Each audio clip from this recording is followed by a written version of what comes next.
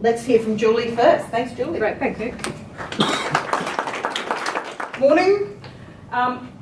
My title in Liverpool at the moment is Manager City Economy, which is a really fancy title for economic development and any other things that the CEO cooks up, so it's an all-encompassing. I've been asked to go through a bit of a case study as to how the Economic Development Unit was actually formed in Council, the history of it, how it then sort of evolved over the last 5 years, and then where we are now. So I've just got a few slides that I'll just run through, and I'm happy to take questions as we go through each of the steps to have an understanding of how we actually just went about establishing ourselves.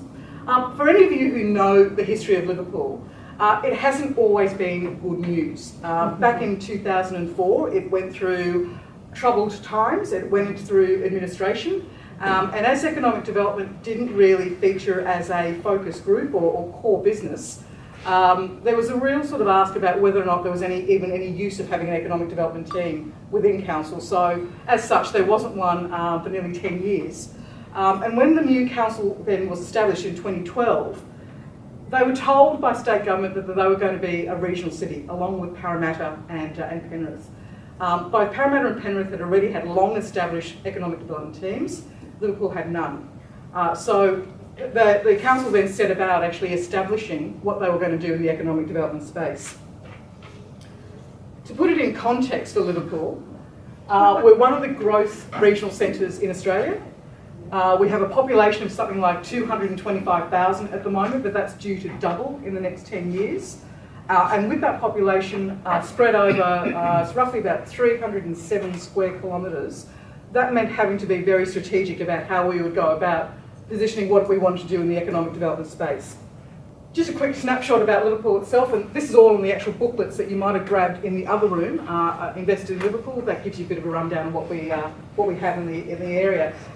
Most importantly for us, two things that were happening very quickly and almost organically that the council then had to recognise that they needed to put an economic development team to look after that. One was the development applications under assessment. When we started the economic development area in 2012-2013, the DAs were sitting roughly at about 350 million. So it was sort of like getting along, but not at the sort of levels that were then keeping up with the actual population coming through. And the other thing happening very quickly was about the actual population itself. The demographics have 150 nationalities, so a very contained area with lots of culture, but also one of the youngest demographics in the whole of Australia. So the average age at that stage was roughly about 31, 32. So what did that mean in terms of having to then put in a framework, ecosystem, whatever you want to try to call, about then creating new jobs, new growth, new investment to actually then keep up with the actual population growth. So we were created in the end of 2012-2013. There were two of us who actually started in the unit, one as a manager and myself as the economic development officer, and we were literally given a clean slate and just said, go do whatever you need to do. Given both of our backgrounds, Michael Cullen was the other person, both of us came from state government. We both had networks spread around regional New South Wales and small business. And so we needed to think very quickly and very strategically about how we would go about actually establishing what economic development meant. We had a new council and a new mayor in place who had very different views about economic development. We need to position Liverpool out there on the map in terms of what we need to do by way of investment attraction and business development. The first thing we did was think strategically, so we had to do an economic development strategy. And that meant then having to do forecasting over a 10-year period to look at being very strategic and evidence-based as to what we should go about actually doing that investment attraction fund. And we were very lucky to get Michael Campbell, who was then with the AEC group, to actually write that economic development strategy based around the actual evidence and trends that were happening on a sectoral basis. And over 2 to 3 years, what we then had evolving was starting, as I said, in 2013 with 2 roles, using the economic development strategy to look at how we were going to do sectoral targeting, investment attraction, business development, capacity building with our local SMEs, and also the element of events and tourism. The team started to build up over time. So to now, in 2018, I currently have 12 members in the team and we're growing. And that's because council has recognised the importance of economic development, creating that framework, creating the platform, bringing the jobs in, bringing the new development in. And so rather than waiting for the planning to drive our agenda, we drive the agenda for council as part of the CSP, the Community Strategic Plan, and then planning then fits in with us in terms of governance. And that's a real flip from a local government viewpoint. A lot of local government and local councils don't put a lot of credence into economic development. It's very much a bit of a tack on onto their planning areas or their community services areas. We were, before we were joined up in the planning area, our own directorate with a very significant budget and the way we actually were able to then drive the council agenda. We then set about, as part of the economic development strategy, and that set our framework for us, then set about doing a series of significant events and workshops and seminars with various partners. Again, using our connections and networks through state and federal government, we then set about being very strategic in who we went into partnership with. So we looked at networks like the New South Wales Business Chamber, RDA Sydney, Western Sydney Business Connection, anybody who had a networking membership base. Because we knew that that would be our advocates. We knew that they were going to then talk about Liverpool out there, not only domestically, but on a global stage. In fact, they became almost our ambassadors. So by that stage, we only had a small core that was growing, but we needed to have that reach out in terms of all the other networks we then went into partnership with. If it meant also buying into those partnerships as strategic allies, as gold members, silver members, whatever, we just went out and just did it. And what that meant was that we were able to create a series of significant events that again put us into media and communication strategies. Everything from what we call Welcome to Liverpool, running a series of events that welcome businesses to Liverpool to say, we are open for business, you are welcome here, you will be really loved to death as a business and we will make sure that you're looked after. Everything from the way you put in your DAs through to the way you actually establish and grow your business. We will be your arms and legs back into council. So rather than having to talk to 10, 12 different people, we will have a dedicated person to do that. My colleague at the back there, Chris Guthrie, and he works with businesses to literally hold their hand through the entire process. And we know that's been effective by the feedback that we get and the fact that we are able to have significant business actually then set up shop in the LGA by the fact that Chris has been able to walk them through very arduous processes sometimes. We have very tailored communication strategies. So we have an online e-newsletter that goes out bi-monthly that gives an update not only about what we're doing, but what all our partners are doing and encouraging local business and businesses around the southwest Sydney to engage with that. We have established a business hub to make sure that, again, businesses have somewhere central to come to. So rather than having to run around throughout council to understand who they need to talk to, what forms they need to fill out, whatever, there's a central place that businesses can come to that we can look after.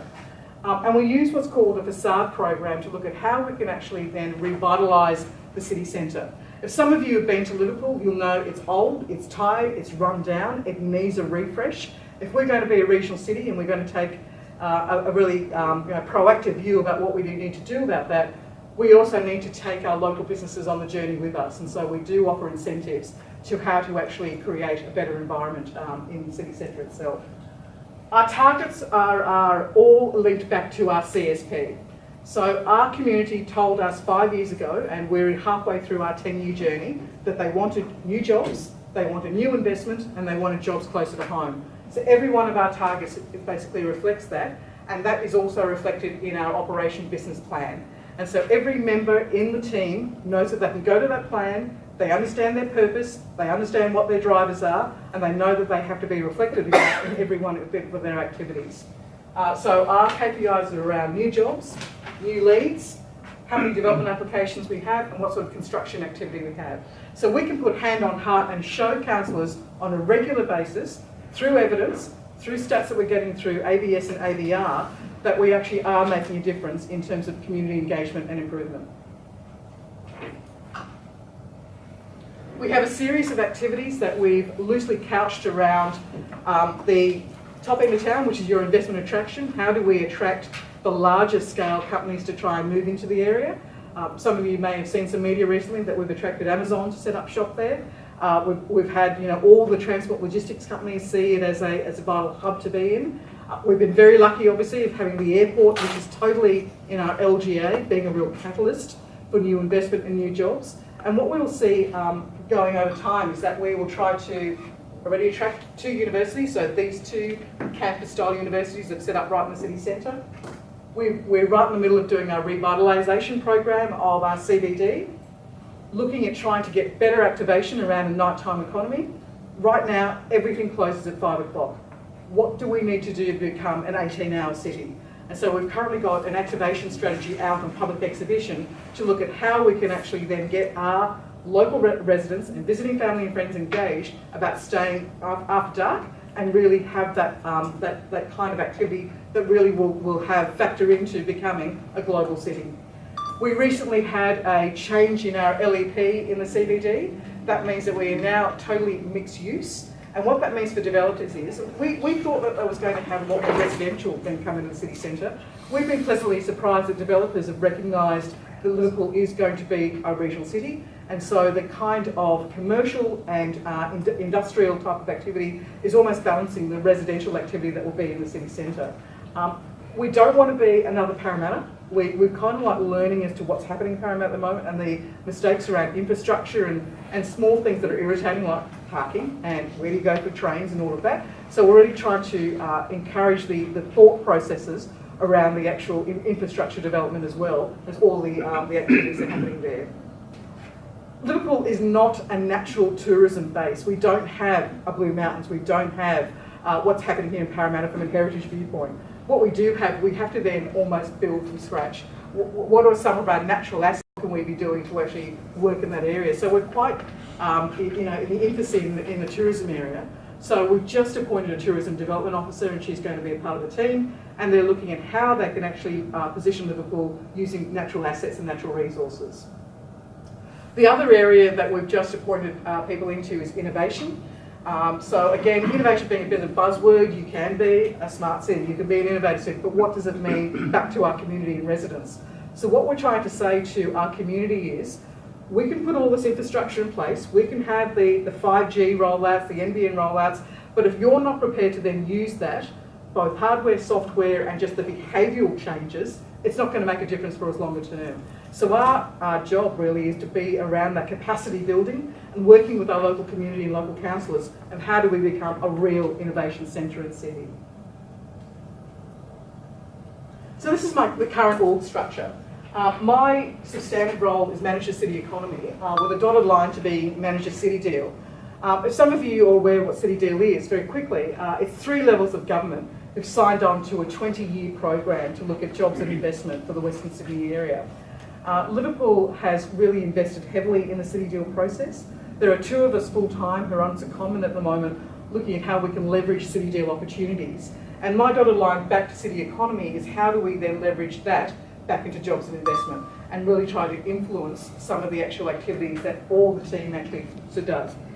So in the team we have 9 full-time positions, 12 people. We are growing pretty much every year. We have a very supportive CEO and council who really do see economic development, city economy as a cornerstone for growing council and really future-proofing where we want to be in the next 10 or 20 years. It's great that we have the new airport and a lot of significant infrastructure happening there, but what happens after that? So it's about future-proofing our long-term aspirations of who we want to be, both domestically but also globally, and how do we position out there to really showcase Liverpool on a global stage.